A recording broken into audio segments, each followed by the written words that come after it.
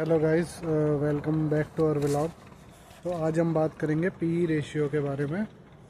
P ratio क्या होता है और कैसे ये आपके इन्वेस्टमेंट डिसीजंस में हेल्प कर सकता है।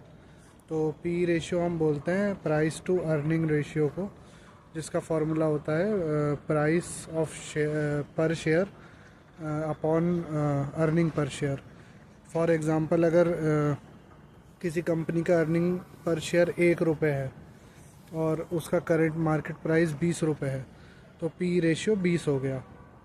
तो ये आपको वैल्यूएशन करने में हेल्प करता है कि कंपनी अंडर वैल्यू है या ओवर वैल्यू। तो आप ये निकालेंगे कैसे? तो जैसे कोई स्टॉक प्राइस है तो उसमें आप ये देख सकते हैं कि उसका हिस्टोरिकल पी क्या रहा है, पी रेशियो क्या रहा है, और उससे अभी जो पी रेशियो है वो ज़्यादा है, मतलब हिस्टोरिकल एवरेज से ज़्यादा है या हिस्टोरिकल एवरेज से कम है। अगर हिस्टोरिकल एवरेज से कम पी रेशियो है तो इसका मतलब कंपनी अंडर वैल्यू है और गुड बाय है।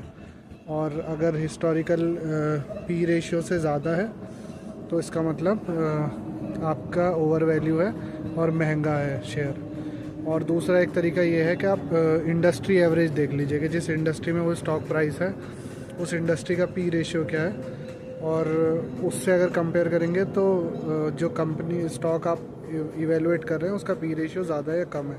फॉर एग्ज़ाम्पल, मैं यूज़ करता हूँ पी रेशियो बाय और सेल डिसीजन लेने में इंडेक्स फंड या ईटीएफ में। तो मैं historical P ratio for example Nifty 50 का देखता हूँ। तो अगर वो 21 आता है हिस्टोरिकल पी रेशियो, तो जब 21 से बहुत ज़्यादा जाता है तो निफ्टी 50 ओवर वैल्यू हो जाता है और मैं सेल डिसीजन को प्रेफर करता हूँ।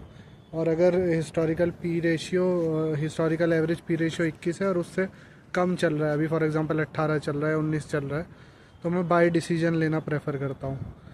तो ये आपको हेल्प कर सकता है मार्केट को वैल्यू करने में। Thank you.